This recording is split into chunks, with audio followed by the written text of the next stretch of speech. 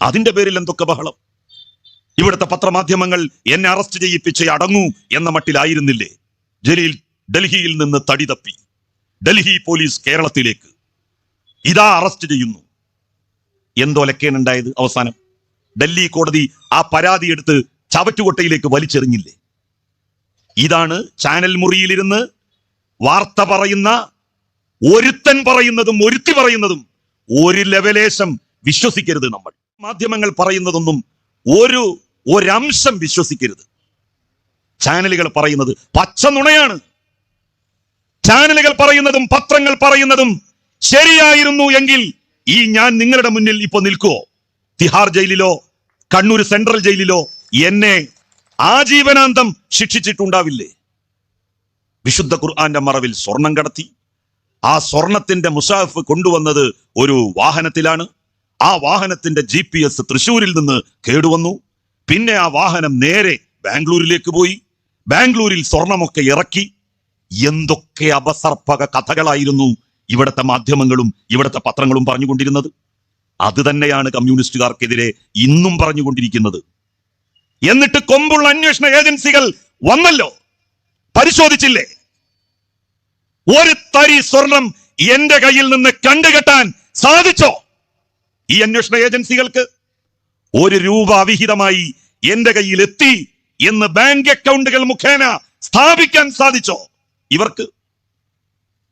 ഇതാണ് കൂട്ടരെ ഇവിടുത്തെ പത്രങ്ങളെയും ചാനലുകളെയും നിങ്ങൾ വിശ്വസിക്കരുത് എന്ന് ഞാൻ പറയുന്നതിന്റെ അടിസ്ഥാന തോന്നിവാസങ്ങൾ ഓരോരുത്തർ പ്രസംഗിക്കുന്നത് കേട്ടാൽ ലജ്ജിച്ച് തല താഴ്ത്തി പോകും. എടോ എന്നൊക്കെ പറഞ്ഞുകൊണ്ടുള്ള പ്രഭാഷണം. അഴീക്കോട്ടെ മുൻ MLA എന്തൊക്കെയാണ് അദ്ദേഹം പറഞ്ഞുകൊണ്ടിരുന്നത്. അദ്ദേഹത്തിന് ഇപ്പോ കോടതിയിൽ നിന്ന് എഴുന്നേൽക്കാൻ സമയമില്ല. എന്നെ വെല്ലുവിളിച്ചതാണ് അഴീക്കോട്ടേക്ക്. അപ്പൊ ഞാൻ പറഞ്ഞു സുമേഷിനോട്, ഞാൻ വരേണ്ട കാര്യമില്ല മലപ്പുറത്ത് നിന്ന്, സുമേഷെ എന്നണ്ട് നോക്കിക്കാളാന്ന് പറഞ്ഞു. അങ്ങനെ കൊട്ടക്കൈലോളം പോകുന്ന സുമേഷാണ് ഈ വലിയ വെല്ലുവിളി വീരനെ തോൽപ്പിച്ച് മറമാടിയത്. ഇപ്പൊ ഇവിടെ നിൽക്കാൻ ധൈര്യമില്ല. അപ്പൊ മലപ്പുറത്ത് എന്നോട് മത്സരിക്കാൻ പറയാം. ഞാൻ പറഞ്ഞു ഞാനിപ്പോ 4 തവണ തുടർച്ചയായിട്ട് മത്സരിച്ച് ജയിച്ചു. മലപ്പുറത്ത് നിന്ന് തുടർച്ചയായി 4 തവണ ജയിക്കുന്ന ആദ്യത്തെ ഇടതുപക്ഷക്കാരനാണ് ഞാൻ. അപ്പൊ ഞാൻ പറഞ്ഞു ഇനി ഞാൻ പാർലമെന്ററി രാഷ്ട്രീയത്തിലേക്കില്ല, ഇനി പൊതു രാഷ്ട്രീയ രംഗത്ത് മറ്റു കാര്യങ്ങൾ, എഴുത്ത്, ഇതുപോലെ പ്രസംഗം, സെമിനാർ, അങ്ങനെ പോകാനാണ് എനിക്ക് താല്പര്യം എന്ന് പറഞ്ഞു. അപ്പൊ അവിടെ വന്ന് പ്രസംഗിച്ചിരിക്കുക. മലപ്പുറത്ത് എവിടെയെങ്കിലും മത്സരിക്കാൻ ധൈര്യമുണ്ടോ? പിന്നെ ഞാൻ 4 തവണ മത്സരിച്ചത് ചന്ദ്രനില്ല. ഒരാളെയും അതിര് കടന്ന് അനുനയിപ്പിക്കാൻ CPM ശ്രമിക്കാറില്ല. ഏത് സമുദായത്തിന്റെയും ന്യായമായ ആവശ്യങ്ങൾ നിവർത്തിച്ചു കിട്ടുന്നതിന് രാഷ്ട്രീയ ലാഭം കമ്മ്യൂണിസ്റ്റ് പാർട്ടി നോക്കാറില്ല. CPIM എപ്പോഴും പ്രശ്നങ്ങളുടെ ന്യായാന്യായങ്ങളാണ് പരിഗണിക്കുക. ഏത് വിഭാഗം എന്നുള്ളതിനേക്കാൾ അവർ മനുഷ്യരാണ് എന്ന മുഖ്യ പരിഗണനയാണ് നൽകുക. അതുകൊണ്ടാണ് ബാബറി മസ്ജിദ് തകർക്കപ്പെടുന്ന സമയത്ത് ശക്തമായിട്ടുള്ള നിലപാട് ഇടതുപക്ഷ പാർട്ടികൾ എടുത്തത്. ബാബറി മസ്ജിദ് തകർക്കപ്പെട്ട് തൽസ്ഥാനത്ത് രാമക്ഷേത്രം പണിയുന്നതുമായി ബന്ധപ്പെട്ട വിവാദത്തിലും CPIMന്റെ നിലപാട് സുവ്യക്തമായിരുന്നു.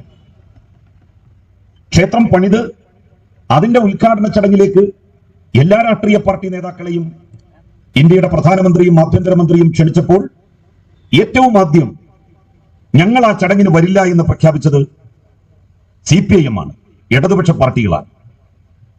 അങ്ങനെ പ്രഖ്യാപിക്കാൻ സുവ്യക്തമായിട്ടുള്ള ഒരു കാരണം CPIM ആണ് പറഞ്ഞത്, കമ്മ്യൂണിസ്റ്റുകാരാണ് പറഞ്ഞത്.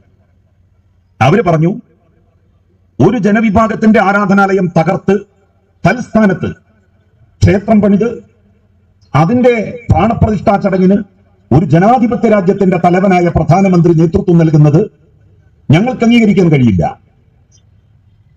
കോൺഗ്രസ് ഏറ്റവും അവസാനമാണ് മനമില്ലാ മനസ്സോടെ ഞങ്ങൾ പങ്കെടുക്കുന്നില്ല എന്ന് പറഞ്ഞത്. പങ്കെടുക്കാത്തതിന്റെ കാരണം കോൺഗ്രസ് വിശദീകരിച്ചില്ല. വോട്ടിന്റെ എണ്ണം നോക്കിയാണ്, അല്ലെങ്കിൽ കമ്മ്യൂണിസ്റ്റ് പാർട്ടിക്ക് കിട്ടുന്ന ഏത് ജനവിഭാഗത്തിന്റെ വോട്ടാണോ അവർക്ക് വേണ്ടിയാണ് കമ്മ്യൂണിസ്റ്റ് പാർട്ടി സംസാരിക്കാറുള്ളത് എന്നത് വാസ്തവ വിരുദ്ധമാണ്. ഏത് ജനവിഭാഗത്തിന്റെ പ്രശ്നങ്ങളായാലും ന്യായാന്യായവും നീതിയും നോക്കിയാണ് CPIM നിലപാട് സ്വീകരിച്ചിട്ടുള്ളത്. ഡൽഹിയിൽ പാർട്ടിക്ക് വലിയ വേരോട്ടമൊന്നുമില്ല. അവിടുത്തെ മുസ്ലിങ്ങളെ അന്യായമായി അകാരണമായി BJPയുടെ നേതൃത്വത്തിലുള്ള അവിടുത്തെ development authority, Delhi development authority കുടിയൊഴിപ്പിക്കുന്ന ഘട്ടത്തിൽ ആ JCBയുടെ മുന്നിൽ ചെന്ന് ധൈര്യസമേതം ഇത് ചെയ്യരുത് എന്ന് പറയാൻ സഖാവ് ബൃന്ദാക്കാരാട്ട് മുന്നോട്ട് വന്നത് അവിടെ CPIM മത്സരിക്കുമ്പോൾ അവിടുത്തെ മുസ്ലിങ്ങളുടെ മുഴുവൻ വോട്ട് കിട്ടണം എന്നുള്ള പ്രതീക്ഷയിലല്ല. അവിടെ മുസ്ലിം ജനവിഭാഗത്തോട് ചെയ്തത് കൊടും ക്രൂരതയാണ്. അതുകൊണ്ട് അതിനെ ഞങ്ങൾ പല്ലും നഖവും ഉപയോഗിച്ച് എതിർക്കും എന്നായിരുന്നു CPIMന്റെ സമീപനം. കോടതിയിൽ പോയി ഒരു വിധി സമ്പാദിച്ചു. ആ വിധിയുടെ കോപ്പിയുമായി JCBയുടെ തുമ്പിക്കൈന്റെ മുന്നിൽ ചെന്ന് നിന്ന് അരുത് എന്ന് പറയാൻ സഖാവ് ബൃന്ദാക്കാരാട്ട് കാണിച്ച ആ സ്ഥൈര്യം മുസ്ലിം ലീഗിന്റെ നേതാക്കന്മാർക്ക് എന്തേ ഉണ്ടാകാതെ പോയത്?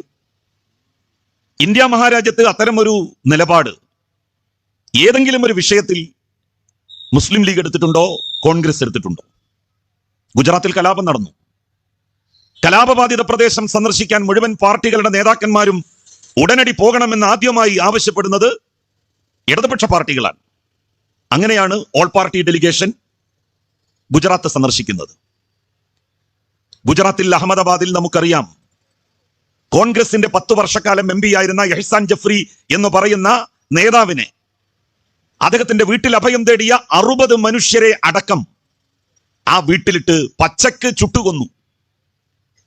എഹ്സാൻ ജഫ്രി തന്റെ വീട് സംഘ് പരിവാരങ്ങൾ, ഹിന്ദുത്വ തീവ്രവാദികൾ തന്നെയും തന്റെ വീട്ടിൽ അഭയം തേടിയവരെയും കൊല്ലാൻ വേണ്ടി വളഞ്ഞിരിക്കുന്ന വിവരം അദ്ദേഹത്തിന് അറിയാവുന്ന എല്ലാ നേതാക്കന്മാരെയും വിളിച്ചറിയിച്ചു.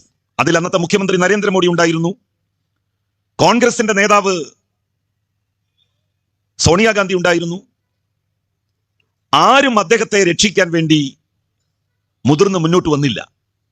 അതിന്റെ ഫലം എഹ്സാൻ ജഫ്രിയും അദ്ദേഹത്തിന്റെ കുടുംബവും അദ്ദേഹത്തിന്റെ വീട്ടിൽ അഭയം തേടിയവരും നിഷ്ഠൂരമായി കൊല ചെയ്യപ്പെട്ടു, പച്ചക്ക് ചുട്ടുകൊല്ലപ്പെട്ടു എന്നുള്ളതാണ്. മണിപ്പൂരിൽ ക്രൈസ്തവ സമൂഹത്തെ ഇല്ലാതാക്കാൻ വേണ്ടി, അവരെ വിഭാടനം ചെയ്യാൻ വേണ്ടി എത്ര ക്രൂരമായ നരനായാട്ടാണ് അവിടുത്തെ സർക്കാരിന്റെ പിന്തുണയോടുകൂടി RSSകാരും BJP സംഘവും നടത്തിയത്. അതിനെതിരായി ശക്തമായി ശബ്ദിക്കാനും സ്ഥലം സന്ദർശിക്കാനും ആരാ മുന്നോട്ട് വന്നത്? CPIMന്റെ MPമാരുടെ ഡെലിഗേഷൻ അല്ലാതെ. മണിപ്പൂരിൽ പ്രശ്നം കത്തി നിൽക്കുന്ന ഘട്ടത്തിൽ ഏത് പാർട്ടിയുടെ നേതാക്കന്മാരാണ് പോയത്? കോൺഗ്രസ് നേതാക്കന്മാർ ഡൽഹിയിലെ AICC ആഫീസിലിരുന്ന് പ്രസ്താവനകൾ നടത്തുക എന്നതിനപ്പുറം അവിടം സന്ദർശിക്കാൻ എന്നാണ് തയ്യാറായത്? ഒരു വിഷയത്തിലും നല്ല ഒരു നിലപാട് സ്വീകരിക്കാൻ, ശക്തമായ ഒരു നടപടി സ്വീകരിക്കാൻ കോൺഗ്രസിന് കഴിഞ്ഞില്ല. ബാബറി മസ്ജിദ് തകർക്കപ്പെട്ട സംഭവം ഇല്ലായിരുന്നു എങ്കിൽ നരേന്ദ്രമോദി ഇന്ത്യയിൽ പ്രധാനമന്ത്രിയുടെ കസേരയിലേക്ക് വരുമായിരുന്നില്ല എന്ന് നിരീക്ഷിക്കുന്ന പണ്ഡിതന്മാർ ഏറെയാണ്. ബാബറി മസ്ജിദ് തകർക്കപ്പെടുന്ന ദിവസം 1992 ഡിസംബർ 6-ാം തീയതി ആരായിരുന്നു ഇന്ത്യയുടെ പ്രധാനമന്ത്രി? കോൺഗ്രസുകാരനായ നരസിംഹറാവു.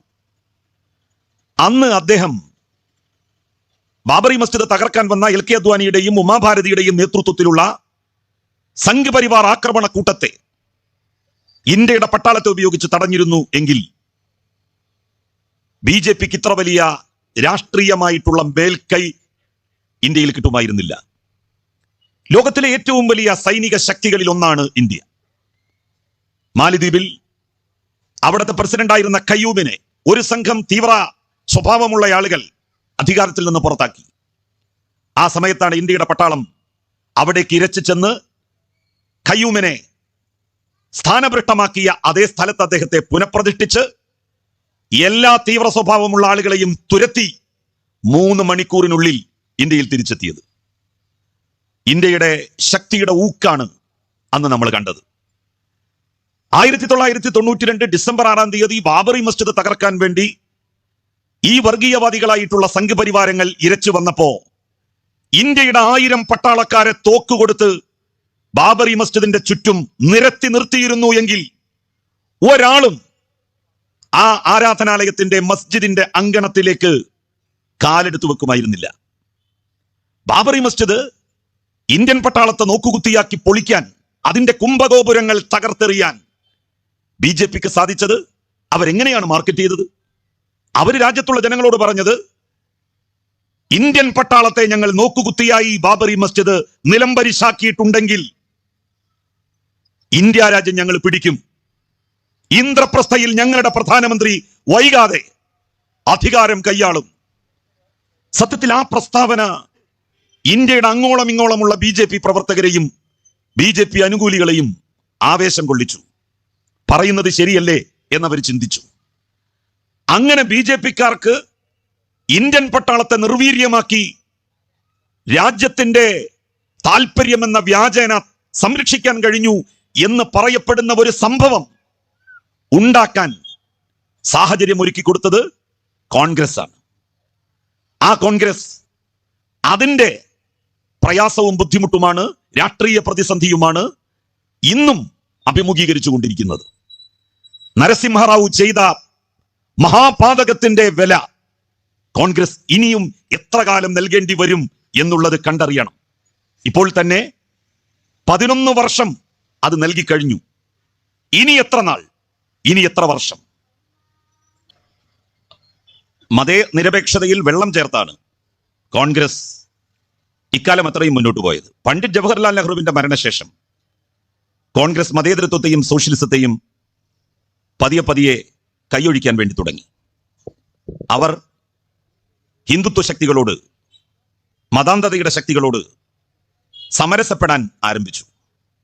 അതിന്റെ തുടർച്ചയാണ് ഇന്നും കോൺഗ്രസ് നേതൃത്വം കൈക്കൊണ്ടുകൊണ്ടിരിക്കുന്നത്. കഴിഞ്ഞ ലോക്സഭയിൽ വിവാദപരമായിട്ടുള്ള പല നിയമ നിർമ്മാണങ്ങളും നടക്കുകയുണ്ടായി. ആ സമയത്തൊക്കെ എന്തായിരുന്നു കോൺഗ്രസിന്റെ നിലപാട്? കശ്മീരിന്റെ 370-ാം വകുപ്പ് എടുത്തു കളഞ്ഞു.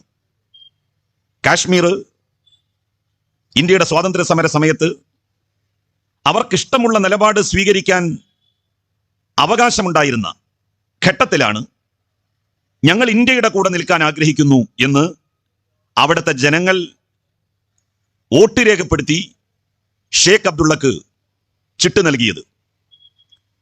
അതിന്റെ അടിസ്ഥാനത്തിലാണ് ഷേഖ് അബ്ദുള്ള കാശ്മീർ പാകിസ്ഥാന്റെ കൂടെയല്ല, ഇന്ത്യയുടെ കൂടെയാണ് നിൽക്കാൻ ആഗ്രഹിക്കുന്നത് എന്ന് പ്രഖ്യാപിച്ചത്. അങ്ങനെ ഒരു പ്രഖ്യാപനം ഷേഖ് അബ്ദുള്ള നടത്തിയതിനും ഒരു സന്നിഗ്ധ ഘട്ടത്തിൽ ഒരു സ്വതന്ത്ര രാജ്യമായി നിൽക്കണമോ അതല്ല പാകിസ്ഥാന്റെ കൂടെ പോകണമോ, ഇന്ത്യയുടെ ഭാഗത്ത് അണിചേർന്ന് നിൽക്കണമോ എന്നീ 3 ചോദ്യങ്ങൾ ഒരു ജനതയുടെ മുന്നിൽ ഉന്നയിക്കപ്പെട്ട ഘട്ടത്തിൽ ആ സമൂഹം ഇന്ത്യയുടെ പക്ഷത്ത് നിൽക്കാൻ തീരുമാനിച്ചതിന് ഇന്ത്യ ഗവൺമെന്റ് അവർക്ക് കൊടുത്ത സമ്മാനമായിരുന്നു 370-ാം വകുപ്പ്. ഇന്ന് നമ്മൾ 370-ാം വകുപ്പിനെ കുറിച്ച് ചിന്തിക്കുമ്പോൾ അതിന് വലിയ പ്രസക്തിയും പ്രാധാന്യവും ഒന്നും കാണില്ല. പക്ഷെ അന്ന് അങ്ങനെ ആയിരുന്നില്ല. അന്ന് കാശ്മീരിലെ ജനങ്ങൾക്ക് ബ്രിട്ടീഷുകാര് എന്ത് നിലപാട് സ്വീകരിക്കണമെന്നുള്ളതിനെ സംബന്ധിച്ച് തീരുമാനമെടുക്കാനുള്ള അവകാശം നൽകി. ആ അവകാശത്തിന്റെ അടിസ്ഥാനത്തിൽ അവർ തീരുമാനിച്ചു ഇന്ത്യയുടെ കൂടെ നിൽക്കണം എന്ന്. അങ്ങനെ ധീരമായ, പക്വമായ, നയതന്ത്രപരമായ ഒരു തീരുമാനം കശ്മീർ ജനത കൈക്കൊണ്ടതിന്റെ വെളിച്ചത്തിലാണ് പണ്ഡിറ്റ് ജവഹർലാൽ നെഹ്റു ഉൾപ്പെടെയുള്ള ഇന്ത്യയുടെ ദേശീയ നേതാക്കന്മാർ കശ്മീരിന് പ്രത്യേകമായിട്ടുള്ള ഒരു പദവി സമ്മാനിച്ചത്. ആ പദവിയുടെ എടുത്തുകളയൽ ആ ജനതയോട് ചോദിച്ചതിന് ശേഷം ആകാമായിരുന്നല്ലോ. അതിനെന്തേ BJP തയ്യാറാകാതിരുന്നു? കേന്ദ്ര സർക്കാർ എന്തേ അതിന് മെനക്കെട്ടില്ല? എന്തായിരുന്നു കോൺഗ്രസിന്റെ നിലപാട് ആ ബില്ല് പാർലമെന്റിൽ വന്നപ്പോ? കോൺഗ്രസ് BJPക്ക് അനുകൂലമായിട്ടാണ് നിന്നത്. 370-ാം വകുപ്പ് റദ്ദ് ചെയ്യുന്നതിൽ ഞങ്ങൾക്ക് വിരോധമില്ല എന്ന സമീപനമാണ് കോൺഗ്രസ് സ്വീകരിച്ചത്. മുത്തലാഖ് ബില്ല് കൊണ്ടുവന്നു. 3 തന്റെ ഭാര്യയെ വിവാഹമോചനം നടത്തുന്ന, 3 തലാഖും തന്റെ ഭാര്യയെ ഒരുമിച്ച് ചൊല്ലുന്ന മുസ്ലിം പുരുഷന് മാത്രം ശിക്ഷ ഉറപ്പുവരുത്തിക്കൊണ്ടുള്ള നിയമനിർമ്മാണം, അതാണ് മുത്തലാഖ് ബില്ല്. ആ ബില്ല് ഇന്ത്യയുടെ പാർലമെന്റിൽ കൊണ്ടുവന്നപ്പോൾ അതിനെയും കോൺഗ്രസ് എതിർക്കാൻ തയ്യാറായില്ല. അന്ന് CPIM-ന്റെ അഖിലേന്ത്യാ സെക്രട്ടറി ആയിരുന്ന സിത്താറാം യെച്ചൂരിയാണ് ചോദിച്ചത്, whether it is single or triple talaq, it is divorce. ഒരു മുസ്ലിം പുരുഷൻ തന്റെ ഭാര്യയെ 1 തലാഖാവട്ടെ 2 തലാഖാവട്ടെ 3 തലാഖാവട്ടെ ചൊല്ലുന്നത് അടിസ്ഥാനപരമായി വിവാഹമോചനമാണ്. മുസ്ലിം പുരുഷൻ തന്റെ ഭാര്യയെ വിവാഹമോചനം ചെയ്താൽ മാത്രം എന്തിനയാളെ ജയിലിൽ ഇട്ട് ശിക്ഷിക്കണം? എല്ലാ പുരുഷന്മാരും, എല്ലാ മതവിഭാഗത്തിൽപ്പെടുന്ന പുരുഷന്മാർക്കും എന്തുകൊണ്ടാണ് നിങ്ങൾ ഈ നിയമം ബാധകമാക്കാത്തത്? ഇത് മുസ്ലിം ജനവിഭാഗത്തെ മാത്രം തെരഞ്ഞുപിടിച്ച് പീഡിപ്പിക്കുവാനുള്ള BJP സർക്കാരിന്റെ ഇരട്ടത്താപ്പാണ്. എന്തുകൊണ്ട് മറ്റു മതസ്ഥരായ തന്റെ ഭാര്യയെ വിവാഹമോചനം ചെയ്യുന്നവർക്ക് 2 വർഷത്തെ ശിക്ഷ ഉറപ്പുവരുത്തുന്നില്ല? മറ്റു മതസമുദായങ്ങളിലെ പുരുഷന്മാർ വിവാഹമോചനം നടത്തുന്നത് ഒരു സിവിൽ കേസാണെങ്കിൽ മുസ്ലിം പുരുഷൻ വിവാഹമോചനം നടത്തുന്നത് ഒരു ക്രിമിനൽ കേസാക്കി മുത്തലാഖ് ബില്ല്. അതിനെയും കോൺഗ്രസ് എതിർത്തില്ല. ശക്തമായി അതിനെ എതിർത്തത് CPIM ആണ്. NIA നിയമം ഭേദഗതി ചെയ്തുകൊണ്ട് ഇന്ത്യയുടെ പാർലമെന്റിൽ ഒരു നിയമം കൊണ്ടുവന്നു. ആ നിയമത്തെ എതിർത്തില്ല എന്ന് മാത്രമല്ല, BJP-യുടെ കൂടെ അതിനെ അനുകൂലിച്ച് വോട്ട് രേഖപ്പെടുത്തി കോൺഗ്രസ്. അമിത്ഷാ ഒരൊറ്റ ചോദ്യമാണ് ചോദിച്ചത്, NIA ബില്ലിനെ എതിർക്കുന്നവരാരാണെന്ന് കാണട്ടെ, അവരായിരിക്കും രാജ്യദ്രോഹികൾ. രാജ്യസ്നേഹികൾ ആരാണെന്ന് ലോകത്തിന് മനസ്സിലാക്കുവാനുള്ള നല്ല അവസരമാണിത്. തീവ്രവാദികളെ യാതൊരു തരത്തിലുള്ള അന്വേഷണവും കൂടാതെ ആരെങ്കിലും ഏതെങ്കിലും ഒരാളെക്കുറിച്ച് ഒരു വാറോല എഴുതിയിട്ടാൽ അയാളെ അറസ്റ്റ് ചെയ്യാൻ, വിചാരണ കൂടാതെ അനന്തമായി അയാളെ ജയിലിൽ പാർപ്പിക്കാൻ അധികാരികൾക്ക് അവകാശം നൽകുന്ന നിയമമാണ് NIA ഭേദഗതി നിയമം. അതുപയോഗിച്ചുകൊണ്ട് മുസ്ലിങ്ങളെ മാത്രമല്ല, തങ്ങളുടെ രാഷ്ട്രീയ എതിരാളികളായിട്ടുള്ളവരെ മുഴുവൻ പീഡിപ്പിക്കുവാൻ വേണ്ടി ഭരിക്കുന്ന കക്ഷിക്ക് കഴിയും, BJP-ക്ക് സാധിക്കും. CPIM അതിനെ ശക്തമായി എതിർത്തു. കുറ്റക്കാരാണെങ്കിൽ ശിക്ഷിക്കണം, എത്രയും വേഗം വിചാരണ നടത്തിയിട്ട്. ഒരാളുടെ മേൽ ഏതെങ്കിലും ഒരു വ്യക്തി അന്യായമായി എന്തെങ്കിലും ഒരു ആക്ഷേപം പറഞ്ഞാൽ അതിന്റെ അടിസ്ഥാനത്തിൽ ആളുകളെ പിടികൂടി ജയിലിലടച്ച് വിചാരണ കൂടാതെ അനന്തമായി അവരെ ജയിലിൽ പാർപ്പിക്കുന്ന ഏർപ്പാട് ജനാധിപത്യ വിരുദ്ധമാണ് എന്ന് CPIM പറഞ്ഞു. കോൺഗ്രസ് അങ്ങനെ പറഞ്ഞില്ല എന്ന് മാത്രമല്ല, ആ നിയമത്തിന് അനുകൂലമായി വോട്ട് ചെയ്യുകയും കൂടി ചെയ്തു. പൗരത്വ ഭേദഗതി നിയമം അത് നമ്മളുടെ രാജ്യത്തിന്റെ പാർലമെന്റിൽ അവതരിപ്പിക്കപ്പെട്ടപ്പോൾ കോൺഗ്രസ് വോട്ടിംഗിൽ നിന്ന് വിട്ടുനിന്നു, എതിർത്തില്ല. എതിർക്കാൻ കോൺഗ്രസ് മുന്നോട്ട് വന്നില്ല. ലീഗ് പോലും എതിർക്കാൻ തയ്യാറായില്ല. NIA ഭേദഗതി നിയമത്തിനെതിരായി കേരളത്തിൽ നിന്ന് ഒരേ ഒരു വോട്ടാണ് വീണത്. അത് മുസ്ലിം ലീഗിന്റെ MP-മാരുടെ വോട്ടല്ല. കഴിഞ്ഞ പാർലമെന്റിൽ കേരളത്തിൽ നിന്ന് ജയിച്ച CPIM-ന്റെ ഏക മെമ്പർ AM ആരിഫ് മാത്രമാണ് ആ ബില്ലിനെതിരായി കണ്ണിൽ എണ്ണയൊഴിച്ച് കാത്തിരുന്ന് എതിർത്ത് വോട്ട് രേഖപ്പെടുത്തിയത്. പൗരത്വ ഭേദഗതി നിയമം നിങ്ങൾക്കറിയാം. പാകിസ്ഥാനിൽ നിന്ന്, ബംഗ്ലാദേശിൽ നിന്ന്, അഫ്ഗാനിസ്ഥാനിൽ നിന്ന് കുടിയേറി പാർക്കുന്ന മുസ്ലിങ്ങൾക്കല്ലാത്ത മറ്റു എല്ലാ മതസ്ഥർക്കും പൗരത്വം നൽകും. മുസ്ലിങ്ങൾക്ക് മാത്രം പൗരത്വം നൽകില്ല. അവരെ തടങ്കൽ പാളയങ്ങളിൽ പാർപ്പിക്കും. അതാണ് പൗരത്വ ഭേദഗതി നിയമം പറയുന്നത്. ആ നിയമം രാജ്യത്ത് പാസാക്കിയ ഘട്ടത്തിലും കോൺഗ്രസ് ശക്തമായ എതിർപ്പ് ഉയർത്തിയില്ല. അവരുടെ മൗനം അവരെ രക്ഷിക്കും എന്നവർ കരുതി. എല്ലാ കാര്യത്തിലും ഇടതുപക്ഷത്തിന് ക്ലിപ്തമായ വ്യക്തമായ നിലപാടുണ്ടായിരുന്നു. അതാണ് ഒരു പാർട്ടി എന്ന് പറഞ്ഞാൽ ഒരു ജനാധിപത്യ പ്രക്രിയയിൽ ചെയ്യേണ്ടത്. അത് ചെയ്യാൻ ഈ രാജ്യത്ത് കമ്മ്യൂണിസ്റ്റ് പാർട്ടിയെ ഉണ്ടായിട്ടുള്ളൂ. കലർപ്പില്ലാത്ത മതനിരപേക്ഷതയെ ഉയർത്തിപ്പിടിക്കുവാൻ അവർക്കേ സാധിച്ചിട്ടുള്ളൂ. അതുകൊണ്ടാണ് എല്ലാ വിഭാഗങ്ങളിലെ വർഗീയവാദികളും മതഭ്രാന്തന്മാരും കമ്മ്യൂണിസ്റ്റുകാരെ എതിർക്കുന്നത്. ഈ ഇരിക്കുന്ന ഏതാളെയാണ് ചൂണ്ടി നിങ്ങൾക്ക് പറയാൻ കഴിയുക ഇവരൊരു മുസ്ലിം വിരുദ്ധരാണെന്ന്, ഇവരൊരു ക്രിസ്ത്യൻ വിരുദ്ധരാണെന്ന്, ഇവരേതെങ്കിലും ഒരു ജനവിഭാഗത്തിന് വിരുദ്ധരാണെന്ന്, ഹിന്ദു വിരുദ്ധരാണെന്ന് പറയാൻ പറ്റുമോ? RSS പറയുന്നത് അതല്ലേ? കമ്മ്യൂണിസ്റ്റുകാർ ഹിന്ദു വിരുദ്ധരാണ്. മുസ്ലിം ലീഗിന്റെ പ്രവർത്തകന്മാരും നേതാക്കന്മാരും ആക്രോശിക്കുന്നത് കമ്മ്യൂണിസ്റ്റുകാർ മുസ്ലിം വിരുദ്ധരാണ്. ജമാഅത്തെ ഇസ്ലാമിക്കാർ പ്രചരിപ്പിക്കുന്നത് കമ്മ്യൂണിസ്റ്റുകാർ ഇസ്ലാമിക വിരുദ്ധരാണ്. ഇവരൊക്കെ എന്താണ് ഇസ്ലാമിനെതിരായിട്ട് എന്തെങ്കിലും ചെയ്തത്? ഈ ഇരിക്കുന്ന ആളുകളിൽ ആരാണ് ഒരു പ്രശ്നം ഏത് മതവിഭാഗത്തിൽപ്പെട്ട ആളുകൾ ചെന്ന് പറഞ്ഞപ്പോഴും മുഖം തിരിച്ചു നിന്നത്? ഈ കമ്മ്യൂണിസ്റ്റുകാർ കൂടി ഇല്ലാതായാൽ ഈ നാട് മതഭ്രാന്തന്മാരുടേതായി മാറും. മുസ്ലിമിന്റെ പ്രശ്നം മുസ്ലിമിനെ പോയി കണ്ടല്ലാതെ പറയാൻ ഒരു മുസ്ലിമിന് ധൈര്യമില്ലാത്ത കാലം അതായിരിക്കും കമ്മ്യൂണിസ്റ്റുകാർ ഇല്ലാത്ത കാലം. ഒരു ക്രൈസ്തവന്റെ പ്രശ്നം സംഘടനകളോടല്ലാതെ മറ്റൊരാളോട് പോയി പറയാൻ സാധിക്കാത്ത ഒരു കലികാലം അതായിരിക്കും കമ്മ്യൂണിസ്റ്റുകാരില്ലാത്ത കാലം. കമ്മ്യൂണിസ്റ്റുകാരില്ലാത്ത കേരളം അതായിരിക്കും. ഈ രാജ്യത്തുള്ള ഹിന്ദുക്കൾ അവരുടെ പ്രശ്നങ്ങൾ പറയാൻ RSSന്റെ ആഫീസിലേക്ക് മാത്രം പോകുന്ന ഒരു കാലം, ആ കാലമായിരിക്കും കമ്മ്യൂണിസ്റ്റുകാരില്ലാത്ത കാലം. അങ്ങനെ മുസ്ലിമിന്റെ പ്രശ്നങ്ങൾ നോക്കുന്ന കാലം, ഹിന്ദുവിന്റെ മാത്രം പ്രശ്നങ്ങൾ നോക്കുന്ന കാലം, ക്രിസ്ത്യാനിയുടെ മാത്രം വിഷയങ്ങൾ കൈകാര്യം ചെയ്യുന്ന കാലം. അത്തരം ഒരു കാലം ഈ നാട്ടിൽ വരണമെന്ന് നിങ്ങൾ ആരെങ്കിലും ആഗ്രഹിക്കുന്നുണ്ടോ? ഉണ്ടെങ്കിൽ നിങ്ങൾ കമ്മ്യൂണിസ്റ്റ് പാർട്ടിയെ തകർത്തോ, യാതൊരു പ്രശ്നവുമില്ല. അങ്ങനെ നിങ്ങൾ ആഗ്രഹിക്കുന്നു എങ്കിൽ ചെങ്കൊടി നിങ്ങൾ വലിച്ചെറിഞ്ഞോ, പ്രശ്നമില്ല. അങ്ങനെ ഒരു കേരളമാണ് ഈ രാജ്യത്തുള്ള ആളുകൾ അഭിലഷിക്കുന്നതെങ്കിൽ ഇടതുപക്ഷ പ്രസ്ഥാനത്തിന്റെ നേതാക്കന്മാരെയും പ്രവർത്തകന്മാരെയും ചീത്ത വിളിച്ചോ നിങ്ങൾ, കുഴപ്പമില്ല. അതാണോ ഈ നാട്ടിലെ ജനങ്ങൾ ആഗ്രഹിക്കുന്നത്? നമുക്കെപ്പോഴാണ്, ഏത് ഘട്ടത്തിലാണ് ആരുടെ സഹായം ആവശ്യമായി വരിക എന്ന് പറയാനൊക്കുമോ? പറയാൻ കഴിയുമോ? കേരളത്തിന്റെ സാമൂഹ്യ അന്തരീക്ഷത്തിൽ നമ്മൾ എങ്ങനെയാണ് വളർന്നത്? ഈ വളപട്ടണത്തുകാർ നൂറ്റാണ്ടുകളായി ജീവിക്കുന്നത് എങ്ങനെയാണ്? സൗഹൃദത്തിലല്ലേ, സ്നേഹത്തിലല്ലേ? കമ്മ്യൂണിസ്റ്റ് പാർട്ടിയെ രാഷ്ട്രീയമായി വിമർശിച്ചോ, അതിലൊന്നും തെറ്റില്ല. ലീഗിന് വിമർശിക്കാം, ലീഗിന്റെ നേതാക്കന്മാർക്ക് വിമർശിക്കാം, ജമാഅത്തെ ഇസ്ലാമിക്ക് വിമർശിക്കാം, SDPIക്കും RSSനും വിമർശിക്കാം. പക്ഷേ നിങ്ങൾ എന്തിനാണ് കമ്മ്യൂണിസ്റ്റ് പാർട്ടിയെ വിമർശിക്കുമ്പോൾ മതത്തിന്റെ ആവരണം അണിയുന്നത്?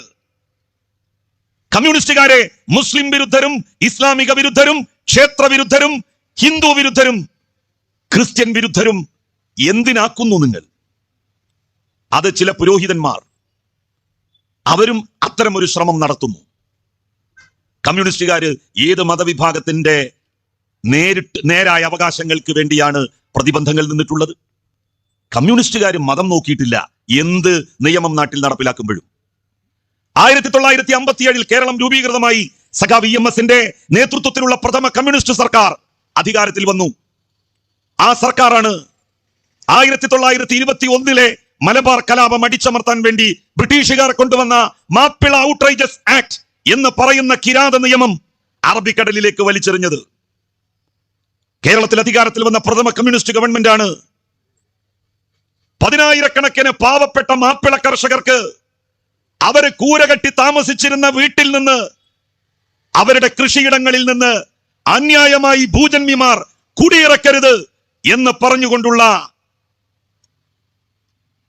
കുടിയൊഴിപ്പിക്കൽ നിരോധന നിയമം കൊണ്ടുവന്നത്. മലബാറിൽ മലപ്പുറത്ത് അതിന്റെ ഏറ്റവും വലിയ ഗുണഭോക്താക്കൾ പാവപ്പെട്ട മാപ്പിള കർഷകരായിരുന്നു, മുസ്ലിം കർഷകരായിരുന്നു. അതിസമ്പന്നരായിട്ടുള്ള ആളുകളുണ്ടല്ലോ, ഭൂമി കൂടുതലുള്ള വലിയ വലിയ പ്രമാണിമാർ, നമ്മൾ അവരെ ഭൂസ്വാമിമാർ എന്ന് വിളിക്കും. മുസ്ലിങ്ങൾക്കിടയിലുമുണ്ട് വലിയ ഭൂസമ്പത്തുള്ള ആളുകൾ. രാജ്യത്തിന് സ്വാതന്ത്ര്യം കിട്ടുന്ന സമയത്ത് ഏതൊക്കെ മുതലാളിമാരുടെ കയ്യിൽ അന്യായമായി ഏക്കർ കണക്കിന് ഭൂമി ഉണ്ടായിരുന്നുവോ അവരാരും ഈ നാടിന്റെ സ്വാതന്ത്ര്യത്തിന് വേണ്ടി പൊരുതിയവർക്ക് സഹായം ചെയ്തവരോ അല്ല.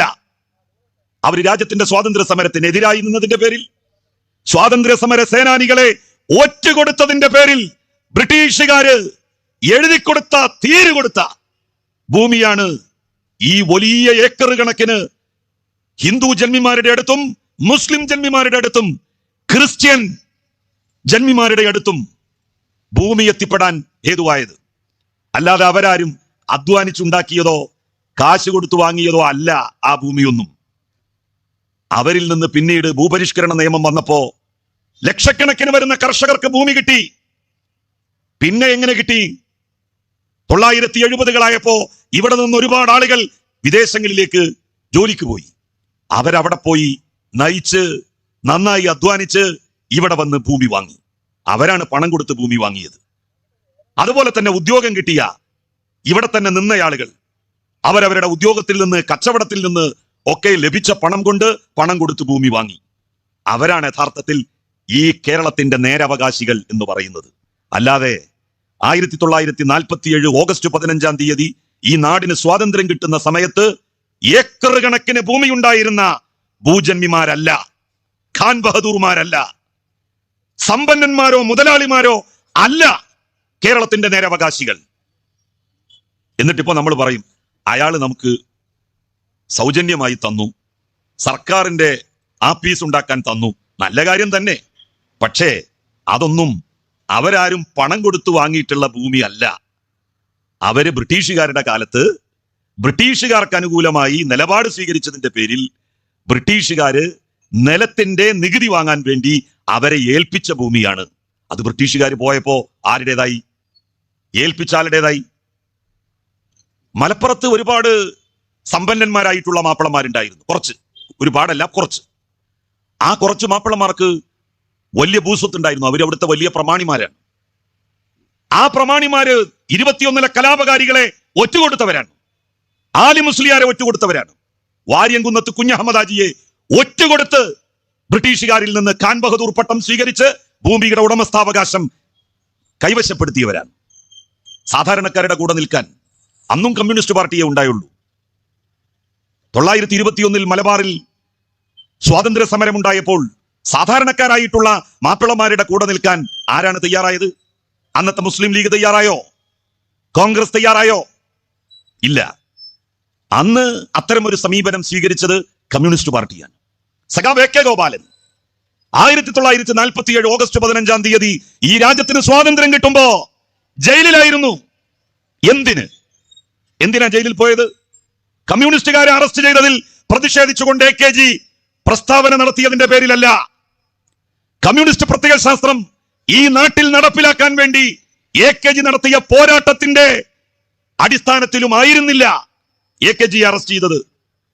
1921 മലബാർ കലാപത്തിന്റെ 25-ാം വാർഷികം 946 പെരിന്തൽമണ്ണയിൽ വെച്ച് നടന്നപ്പോ ആലി മുസ്ലിയാരെയും വാര്യംകുന്നത്ത് കുഞ്ഞഹമ്മദ് ഹാജിയെയും മലബാറിലെ ധീരന്മാരായ രക്തസാക്ഷികളായ മാപ്പിള കേസരികളെയും രാജ്യസ്നേഹികൾ എന്ന് വിളിച്ചു. അതിന്റെ പേരിലാണ് സഖാവ് എ കെ ഗോപാലനെ ബ്രിട്ടീഷ് സർക്കാർ അറസ്റ്റ് ചെയ്ത് ജയിലിലടച്ചത്. സ്വാതന്ത്ര്യം കിട്ടി. കോൺഗ്രസ് ഗവൺമെന്റ് എല്ലാവരെയും മുക്തരാക്കി, ജയിൽ മോചിതരാക്കി. എല്ലാ രാഷ്ട്രീയ തടവുകാരെയും. AKGയെ അപ്പോഴും വിട്ടില്ല. ആ സമയത്തും കോൺഗ്രസ് സർക്കാർ വിട്ടില്ല. എന്താ AKG ചെയ്ത തെറ്റ്?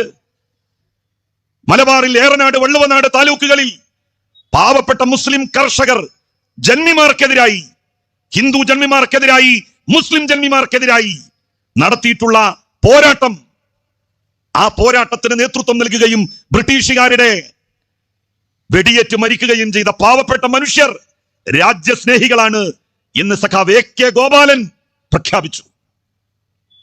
ആ പ്രഖ്യാപനമാണ് AKGയെ അറസ്റ്റ് ചെയ്യാൻ പ്രേരിപ്പിച്ചത്. ഹിച്ച്കോക്ക് എന്ന് പറയുന്ന ഒരു കളക്ടർ ഉണ്ടായിരുന്നു, മലബാറിലെ കളക്ടർ. അദ്ദേഹമാണ് വാഗൺ ട്രാജഡി ദുരന്തം ഉൾപ്പെടെ നിരവധി ക്രൂരകൃത്യങ്ങൾക്ക് നേതൃത്വം നൽകിയത്. ആ ഹിച്ച്കോക്കിന് ഒരു സ്മാരകം പണിതു ബ്രിട്ടീഷ് ഗവൺമെന്റ് മലപ്പുറത്തിന്റെ വിരിമാറിൽ. ആ സ്മാരകം ആരാ പൊളിച്ചത്? ലീഗുകാരാണോ പൊളിച്ചത്? കോൺഗ്രസ് ആണോ പൊളിച്ചത്? 1967 കേരളത്തിൽ അധികാരത്തിൽ വന്ന രണ്ടാമത്തെ EMS സർക്കാരിലെ KSRTC മന്ത്രിയായിരുന്ന, ട്രാൻസ്പോർട്ട് മന്ത്രിയായിരുന്ന സഖാവ് ഇമ്പിച്ചി ബാവയാണ് ഹിച്ച്കോക്കിന്റെ സ്മാരകം പൊളിച്ച് തൽസ്ഥാനത്ത് ഒരു KSRTCയുടെ ബസ് കാത്തിരിപ്പ് കേന്ദ്രം സ്ഥാപിച്ചത്. ഒരുപാട് കാലം നോക്കിയിട്ടുണ്ട് 947 ഇന്ത്യക്ക് സ്വാതന്ത്ര്യം കിട്ടിയതിന് ശേഷം ഹിച്ച്കോക്കിന്റെ സ്മാരകം പൊളിക്കാൻ സമ്മതിച്ചില്ല ബ്രിട്ടീഷുകാരെ പിന്നീട് ആ പ്രേതം കൂടിയ ഇന്ത്യക്കാരായ ബ്രിട്ടന്റെ മനസ്സുള്ളവരും. അത് പൊളിക്കാൻ 967 സഖാവ് EMSന്റെ രണ്ടാം സർക്കാർ അധികാരത്തിൽ വരേണ്ടി വന്നു. അല്ലാതെ ലീഗുകാർ പൊളിച്ചതാണെന്നാണോ നിങ്ങൾ കരുതിയത്? ഹിച്ച്കോക്കിന്റെ സ്മാരകം, മുസ്ലിം ലീഗിന്റെ രാഷ്ട്രീയ ശക്തി എന്തേ ഹിച്ച്കോക്കിന്റെ സ്മാരകം പൊളിക്കാൻ ഉപയോഗിച്ചില്ല? എന്തുകൊണ്ടാണ് ഉപയോഗിക്കാതിരുന്നത്? മലപ്പുറം നേർച്ച നിരോധിച്ചിരുന്നു. കാരണം മാപ്പിളമാര് കൂടും, അങ്ങനെ കൂടിയാൽ അത് ബ്രിട്ടീഷ് വിരുദ്ധ സമരത്തിലേക്ക് അവരെ കൊണ്ടുപോകും. അതുകൊണ്ട് പ്രസിദ്ധമായിട്ടുള്ള മലപ്പുറം നേർച്ച 921 ബ്രിട്ടീഷുകാർ നിരോധിച്ചു. 21 ആ നിരോധനം ഏർപ്പെടുത്തിയിട്ട് 957 47 രാജ്യത്തിന് സ്വാതന്ത്ര്യം കിട്ടി. 10 കൊല്ലം സ്വാതന്ത്ര്യം കിട്ടിയിട്ടും മലപ്പുറം നേർച്ച നടന്നില്ല. കാരണം ആ നിയമം പിൻവലിക്കണ്ടേ. അത് പിന്നീട് പിൻവലിച്ചു മലപ്പുറം നേർച്ച പുനഃസ്ഥാപിക്കപ്പെട്ടത് സഖാവ് EMS കേരളത്തിന്റെ പ്രഥമ മുഖ്യമന്ത്രിയായി അധികാരത്തിലേറ്റതിനു ശേഷമാണ്. ഇതൊക്കെ ചരിത്രമാണ്. ഞാൻ വെറുതെ വിടുവായിത്വം പറയുകയല്ല, ഇതെല്ലാം ചരിത്രമാണ്. ഇങ്ങനെയുള്ള പാർട്ടിയെ, ഇങ്ങനെയുള്ള ഒരു സംഘത്തെയാണ് മുസ്ലിം വിരുദ്ധർ, മതവിരുദ്ധർ എന്നൊക്കെ പറഞ്ഞ് സമൂഹ മധ്യത്തിൽ തെറ്റിദ്ധാരണകൾ പരത്താൻ വേണ്ടി ഒരു സംഘം ആളുകൾ ശ്രമിക്കുന്നത്. ഇതിനെതിരായി നിലകൊള്ളാൻ നമുക്ക് കഴിയണം, സാധിക്കണം. ശക്തമായി ഇത്തരം പ്രചണ്ഡമായ പ്രചാരവേലകൾക്കെതിരെ നമ്മൾ രംഗത്ത് വരണം. എന്തിനാണ് CPIM-നെ ഇത്രയധികം ഇവരെല്ലാവരും കൂടി ചേർന്ന് വിമർശിക്കുന്നത്? ഇവിടുത്തെ മാധ്യമങ്ങൾ. നിങ്ങൾ ഈ മാധ്യമങ്ങൾ പറയുന്നതൊന്നും ഒരംശം വിശ്വസിക്കരുത്. ചാനലുകൾ പറയുന്നത് പച്ച നുണയാണ്. ചാനലുകൾ പറയുന്നതും പത്രങ്ങൾ പറയുന്നതും ശരിയായിരുന്നു എങ്കിൽ ഞാൻ നിങ്ങളുടെ മുന്നിൽ ഇപ്പൊ നിൽക്കുവോ? തിഹാർ ജയിലിലോ കണ്ണൂർ സെൻട്രൽ ജയിലിലോ എന്നെ ആജീവനാന്തം ശിക്ഷിച്ചിട്ടുണ്ടാവില്ലേ? വിശുദ്ധ ഖുർആന്റെ മറവിൽ സ്വർണം കടത്തി. ആ സ്വർണത്തിന്റെ മുസാഫ് കൊണ്ടുവന്നത് ഒരു വാഹനത്തിലാണ്. ആ വാഹനത്തിന്റെ GPS തൃശ്ശൂരിൽ നിന്ന് കേടുവന്നു. പിന്നെ ആ വാഹനം നേരെ ബാംഗ്ലൂരിലേക്ക് പോയി. ബാംഗ്ലൂരിൽ സ്വർണമൊക്കെ ഇറക്കി. എന്തൊക്കെ അപസർപ്പക കഥകളായിരുന്നു ഇവിടുത്തെ മാധ്യമങ്ങളും ഇവിടുത്തെ പത്രങ്ങളും പറഞ്ഞുകൊണ്ടിരുന്നത്. അത് തന്നെയാണ് കമ്മ്യൂണിസ്റ്റുകാർക്കെതിരെ ഇന്നും പറഞ്ഞുകൊണ്ടിരിക്കുന്നത്. എന്നിട്ട് കൊമ്പുള്ള അന്വേഷണ ഏജൻസികൾ വന്നല്ലോ, പരിശോധിച്ചില്ലേ? ഒരു തരി സ്വർണം എന്റെ കയ്യിൽ നിന്ന് കണ്ടുകെട്ടാൻ സാധിച്ചോ? ഈ അന്വേഷണ ഏജൻസികൾക്ക് 1 രൂപ അവിഹിതമായി എന്റെ കയ്യിൽ എത്തി എന്ന് ബാങ്ക് അക്കൗണ്ടുകൾ മുഖേന സ്ഥാപിക്കാൻ സാധിച്ചോ ഇവർക്ക്? ഇതാണ് കൂട്ടരെ ഇവിടുത്തെ പത്രങ്ങളെയും ചാനലുകളെയും നിങ്ങൾ വിശ്വസിക്കരുത് എന്ന് ഞാൻ പറയുന്നതിന്റെ അടിസ്ഥാനം. അവര് പറഞ്ഞതായിരുന്നു ശരിയെങ്കിൽ ഞാനിപ്പോ ജീവനോടെ ഉണ്ടാകുമായിരുന്നു. എന്തൊക്കെയായിരുന്നു അവർ പറഞ്ഞ് പ്രചരിപ്പിച്ചിരുന്നത്? ഇതാ നാളെ അറസ്റ്റ്, അല്ല മറ്റന്നാൾ അറസ്റ്റ്, മറ്റന്നാൾ കഴിഞ്ഞാൽ 4-ാം നാൾ അറസ്റ്റ്, ഡൽഹിയിൽ അറസ്റ്റ് ചെയ്യും. ഞാൻ കാശ്മീർ പോയപ്പോ ഒരു കുറിപ്പ് എഴുതി. ലോകത്തെ എല്ലാ രാജ്യക്കാരും അങ്ങനെ തന്നെയാണ് പറയുന്നത് ആ പ്രദേശത്തെക്കുറിച്ച്. UNO അടക്കം അങ്ങനെയാണ് പറയുന്നത്. അങ്ങനെ ഒരു വാക്ക് ഞാൻ മാത്രമല്ല, പണ്ഡിറ്റ് ജവഹർലാൽ നെഹ്റു പറഞ്ഞിട്ടുണ്ട്. ശ്രീമതി ഗാന്ധിയുടെ കാലത്ത് അവർക്ക് കരൺ സിംഗ് ഉൾപ്പെടെ എഴുതിയ കത്തിടപാടുകളിൽ എല്ലാം ഒരു പ്രദേശത്തെക്കുറിച്ച് പറഞ്ഞ വാക്കാണ് ഞാൻ ഉപയോഗിച്ചത്. അതിന്റെ പേരിൽ എന്തൊക്കെ ബഹളം! ഇവിടുത്തെ പത്രമാധ്യമങ്ങൾ എന്നെ അറസ്റ്റ് ചെയ്യിപ്പിച്ചേ അടങ്ങൂ എന്ന മട്ടിലായിരുന്നില്ലേ? ജലീൽ ഡൽഹിയിൽ നിന്ന് തടി തപ്പി, ഡൽഹി പോലീസ് കേരളത്തിലേക്ക്, ഇതാ അറസ്റ്റ് ചെയ്യുന്നു. എന്തൊലക്കേണ് ഉണ്ടായത്? അവസാനം ഡൽഹി കോടതി ആ പരാതി എടുത്ത് ചവറ്റുകൊട്ടയിലേക്ക് വലിച്ചെറിഞ്ഞില്ലേ? ഇതാണ് ചാനൽ മുറിയിലിരുന്ന് വാർത്ത പറയുന്ന ഒരുത്തൻ പറയുന്നതും ഒരുത്തി പറയുന്നതും ഒരു ലെവലേശം വിശ്വസിക്കരുത് നമ്മൾ. അതിൽ സത്യമില്ല, സത്യത്തിന്റെ അംശമില്ല. സഖാവ് പിണറായി വിജയൻ കേരളത്തിന്റെ മുഖ്യമന്ത്രിയാണ്. ഞാൻ ഉണ്ടാവുമ്പോ ഞാൻ പറയും സഖാവിന് കുറച്ചൊരു സമാധാനം ഉണ്ടായിരുന്നു. കാരണം എന്താ വെച്ചാൽ കുറെ എന്റെ നേർക്ക് ഇങ്ങനെ വന്നോളൂ. ഇപ്പോ സഖാവ് പിണറായി വിജയനെ എന്തൊക്കെ തോന്നിവാസങ്ങളാണ് സഖാവ് പിണറായി വിജയനെ കുറിച്ച് പറയുന്നത്. എന്താണ് ഇവർക്ക് പിണറായി വിജയനോട് ഇത്ര ഈർഷ്യ, ഇത്ര ദേഷ്യം എന്താണ്? ഈ പകയുടെ കാരണം മറ്റൊന്നുമല്ല. കേരളത്തിൽ ഒരിക്കലും നടക്കില്ലെന്ന് കരുതിയിരുന്ന നിരവധി പദ്ധതികൾ ഈ കേരളത്തിൽ നടപ്പിലാക്കി. നാഷണൽ ഹൈവേയുടെ പണി പുരോഗമിച്ചുകൊണ്ടിരിക്കുകയാണല്ലോ. 8 കൊല്ലം മുമ്പ് UDF സർക്കാർ ജനസാന്ദ്രത കൂടിയ കേരളത്തിൽ 8 വരി പാത യാഥാർത്ഥ്യമാവില്ല, സ്ഥലം ഏറ്റെടുക്കാൻ കഴിയില്ല എന്ന് പറഞ്ഞ് പൂട്ടിവെച്ച ഫയലാണ് 1-ാം പിണറായി സർക്കാർ പൊടി തട്ടിയെടുത്തത്. കേരളത്തിന്റെ ഒരറ്റം മുതൽ മറ്റേ അറ്റം വരെ 2000-ഓളം ഏക്കർ സ്ഥലം വില കൊടുത്ത് ഏറ്റെടുത്തു. 2000 ഏക്കർ സ്ഥലം. വീട് പോയ ആളുകൾ ഉണ്ടായിരുന്നു, കടകൾ പോയ ആളുകൾ ഉണ്ടായിരുന്നു, കെട്ടിടങ്ങൾ പോയ ആളുകൾ ഉണ്ടായിരുന്നു. അവർക്കൊക്കെ കീശ നിറയെ പണം കൊടുത്തു, കൈ നിറയെ പണം കൊടുത്തു.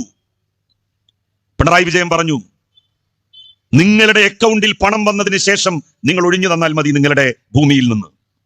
നിങ്ങളുടെ വീട് പോകുന്നുണ്ടെങ്കിൽ അങ്ങനെ ഒരു വീട് അത്യന്താധുനികമായി പുതിയ കാലത്ത് കയറ്റാൻ എത്ര രൂപ വരുമോ അത്ര രൂപ നിങ്ങൾക്ക് നൽകും. 1 കൊല്ലം നിങ്ങൾക്ക് വാടക വീട്ടിൽ താമസിക്കാനുള്ള വാടകയടക്കം സർക്കാർ നൽകും. നിങ്ങൾ നിങ്ങളുടെ പുരയിടത്തിൽ ഒരു വെണ്ടക്ക അതിന്റെ തൈ കുഴിച്ചിട്ടുണ്ടെങ്കിൽ ആ വെണ്ടക്ക തൈക്ക്, വെണ്ടയുടെ തൈക്ക്, കൈപ്പയുടെ തൈക്ക് വരെ നഷ്ടപരിഹാരം ഗവൺമെന്റ് നൽകും. എല്ലാം കൊടുത്തില്ലേ? ഒരിക്കലും നടക്കില്ല എന്ന് കരുതിയിരുന്ന പദ്ധതി യാഥാർത്ഥ്യമായിക്കൊണ്ടിരിക്കുന്നു. മനസ്സോടെ ഞങ്ങൾ പങ്കെടുക്കുന്നില്ല എന്ന് പറഞ്ഞത്, പങ്കെടുക്കാത്തതിന്റെ കാരണം കോൺഗ്രസ് വിശദീകരിച്ചില്ല. വോട്ടിന്റെ എണ്ണം നോക്കി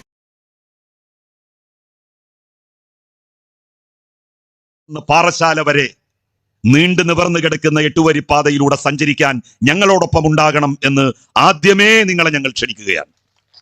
എടോ, കേരളത്തിന്റെ മുഖ്യമന്ത്രിയുടെ കസേരയിൽ പിണറായി വിജയൻ എന്ന് പറയുന്ന മനുഷ്യൻ ഇരുന്നിട്ടില്ലായിരുന്നു എങ്കിൽ ഈ നാഷണൽ ഹൈവേ ലോകാവസാനം വരെ ഉണ്ടാക്കാൻ കഴിയുമായിരുന്നില്ല, സാധിക്കുമായിരുന്നില്ല. അമ്മായിക്കളി കളിക്കണില്ല പിണറായി വിജയൻ എന്നാണ് ഇവരുടെയൊക്കെ ആക്ഷേപം. അമ്മായിക്കളി കളിക്കാൻ കുറേ നേതാക്കന്മാരുണ്ട് നമ്മുടെ നാട്ടിൽ. പക്ഷെ കർശനമായ തീരുമാനങ്ങൾ എടുത്ത് നടപ്പിലാക്കാൻ ചെങ്കൂറ്റമുള്ള ഒരാളെ ഇന്ന് കേരളത്തിലുള്ളൂ. അയാളുടെ പേരാണ് സഖാവ് പിണറായി വിജയൻ. എടോ, കോൺഗ്രസിന്റെയും ലീഗിന്റെയും 10,000 നേതാക്കന്മാരെ ഒരുമിച്ച് നിർത്തിയാലും നിങ്ങളുടെ നട്ടെല്ല് മുഴുവൻ എടുത്താലും പിണറായിയുടെ നട്ടെല്ലിന്റെ 4 അയലത്ത് അതുണ്ടാവില്ല. അതാണ് നിങ്ങളും പിണറായിയും തമ്മിലുള്ള വ്യത്യാസം. ഇവിടുത്തെ മാധ്യമങ്ങൾ എന്തൊക്കെയായിരുന്നു നാഷണൽ ഹൈവേക്ക് സ്ഥലമെടുക്കുമ്പോൾ സ്വീകരിച്ചത്? ഏതെങ്കിലും ഒരാൾ വന്ന് എന്റെ സ്ഥലമെടുക്കുന്നു എന്ന് പറയുമ്പോഴേക്ക് അയാളുടെ ഫോട്ടോ പോയി പിടിക്കുന്നു. മലപ്പുറത്തൊക്കെ ജമാഅത്തെ ഇസ്ലാമിക്കാര്, SDPI-ക്കാര്, അവരുടെ കൂടെ ലീഗുകാര് അവരെല്ലാം ഇറങ്ങി. അവർക്കാർക്കും പക്ഷെ അവിടങ്ങളിലൊന്നും സ്ഥലമുണ്ടായിരുന്നില്ല. ഇപ്പോ എന്തെങ്കിലും ഒരു സർക്കാർ പദ്ധതി വരുമ്പോഴേക്ക് ആളുകൾ ചാടിക്കയറി മുന്നോട്ട് വരികയാണ്. സ്ഥലം ഏറ്റെടുക്കുന്നുണ്ടോ? ഉണ്ടെങ്കിൽ ഇതാ നിന്റെ സ്ഥലം എടുത്തോളി എന്ന് പറഞ്ഞിട്ട് ഈ സർക്കാരിൽ ജനങ്ങൾ വിശ്വാസം അർപ്പിച്ചു. ഒരിക്കലും നടക്കില്ല എന്ന് കരുതിയിരുന്ന നാഷണൽ ഹൈവേ 8 വരി പാത, സർവീസ് റോഡ് അടക്കം 8 വരി പാത, 2 ഭാഗത്തും 2 സർവീസ് റോഡുകൾ ഉൾപ്പെടെ 8 വരി പാതയുടെ നിർമ്മാണം യുദ്ധകാലാടിസ്ഥാനത്തിലാണ് പുരോഗമിച്ചുകൊണ്ടിരിക്കുന്നത്. ഗെയിൽ വാതക പൈപ്പ് ലൈൻ മംഗലാപുരം മുതൽ അതിസമ്പന്നരായിട്ടുള്ള കൂടുതലുള്ള വലിയ ഭൂസ്വാമിമാർ എന്ന് വിളിക്കും തയ്യാറാക്കപ്പെട്ട പദ്ധതിയാണ്. അതട്ടിമറിക്കാൻ എന്തൊക്കെയായിരുന്നു പറഞ്ഞിരുന്നത്.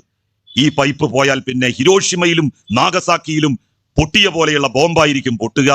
ആ ഭാഗത്തേക്ക് അടുക്കാൻ കഴിയില്ല. കുട്ടികൾ രാവിലെ 1-ന് പോയി ഇരുന്നാൽ അല്ലെങ്കിൽ 2-ന് പോയി ഇരുന്നാൽ അവറ്റകൾ പൊട്ടിത്തെറിക്കും. എന്തൊക്കെയായിരുന്നു പറഞ്ഞിരുന്നത്. ഇപ്പോ ആ പൈപ്പ് ലൈൻ ഇട്ട സ്ഥലത്ത് കൃഷി ചെയ്ത് ഞാറ് നട്ട് കൊയ്തുകൊണ്ടിരിക്കുകയാണ് ആളുകൾ, കൊയ്തുകൊണ്ടിരിക്കുകയാണ്. വല്ലതും പൊട്ടിയോ? ഈ ഗ്യാസ് പോയി തുടങ്ങിയിട്ടുണ്ട്. എറണാകുളത്ത് വീടുകളിൽ ഗ്യാസ് കണക്ഷൻ കൊടുത്തു തുടങ്ങി. ഈ പൈപ്പ് ലൈനിലൂടെ ഗ്യാസ് പോയിട്ട് ആർക്കെങ്കിലും എന്തെങ്കിലും പ്രശ്നം ഉണ്ടായോ? ആ പദ്ധതിയും പിണറായി വിജയൻ അല്ല കേരളത്തിന്റെ മുഖ്യമന്ത്രി എന്നുണ്ടെങ്കിൽ നടക്കുവോ?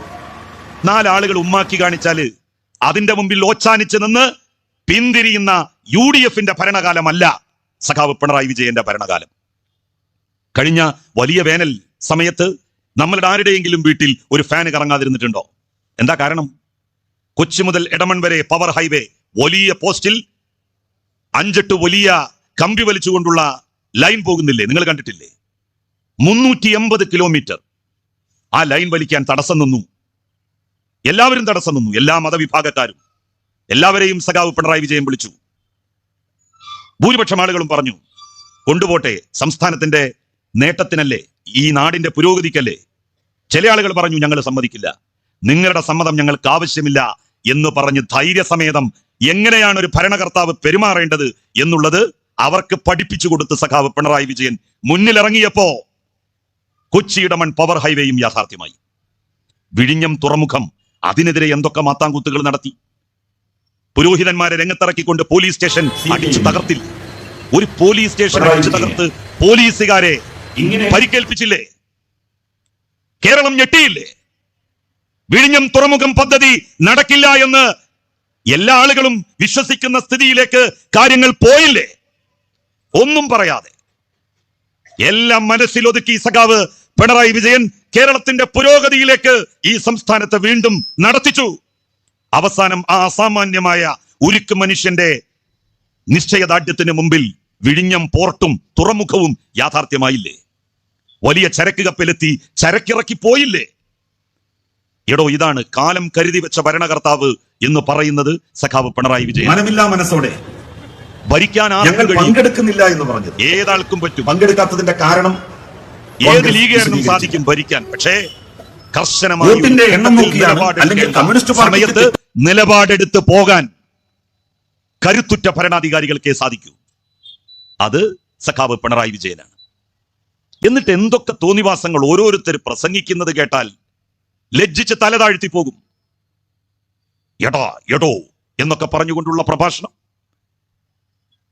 അഴീക്കോട്ടെ മുൻ MLA എന്തൊക്കെയാണ് അദ്ദേഹം പറഞ്ഞുകൊണ്ടിരുന്നത്.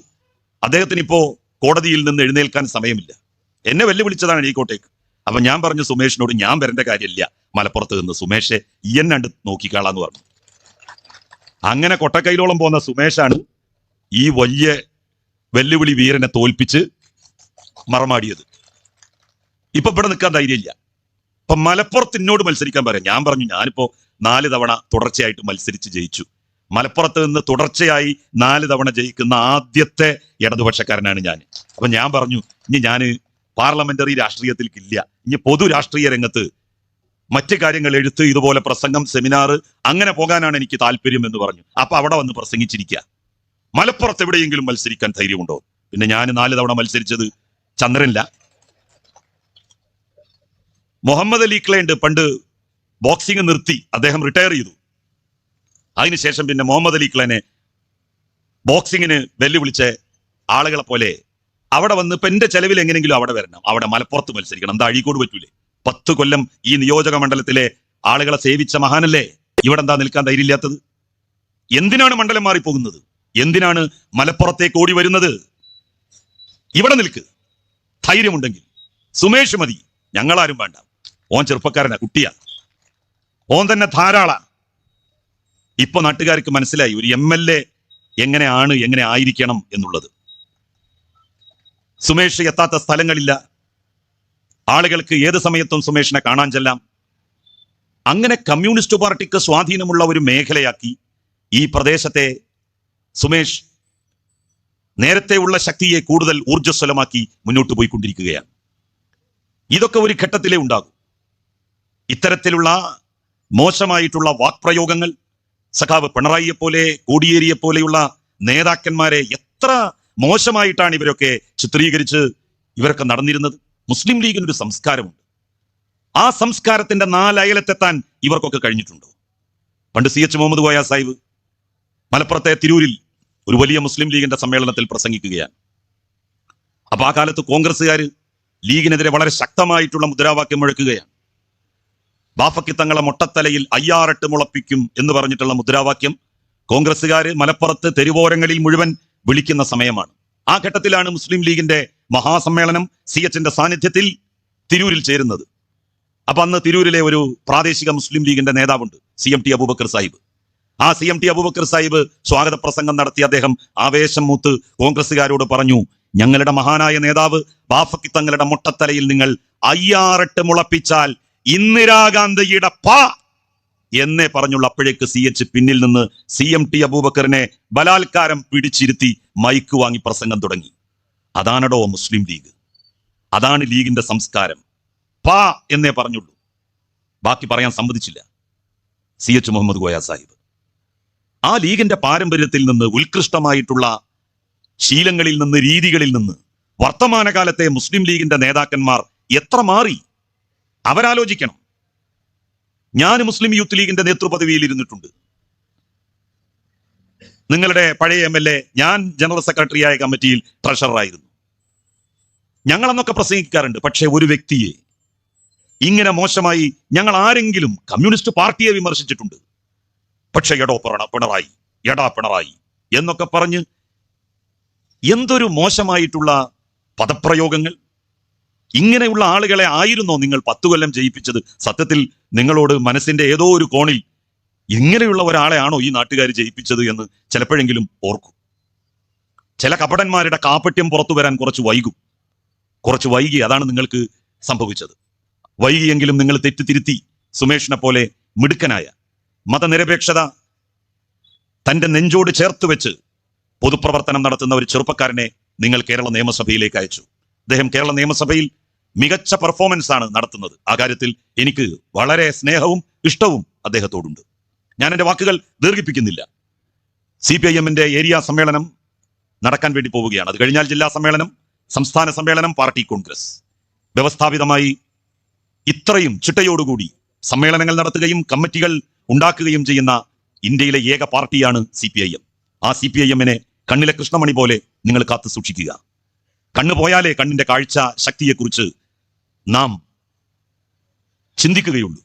അത്തരം ഒരവസ്ഥ വരാതിരിക്കാൻ നിങ്ങൾ ഓരോരുത്തരും CPIM-നെ നെഞ്ചോട് ചേർത്ത് വെക്കുക എന്ന് മാത്രം അഭ്യർത്ഥിച്ചുകൊണ്ട് ഞാൻ എൻ്റെ വാക്കുകൾ അവസാനിപ്പിക്കുന്നു. നന്ദി, നമസ്കാരം.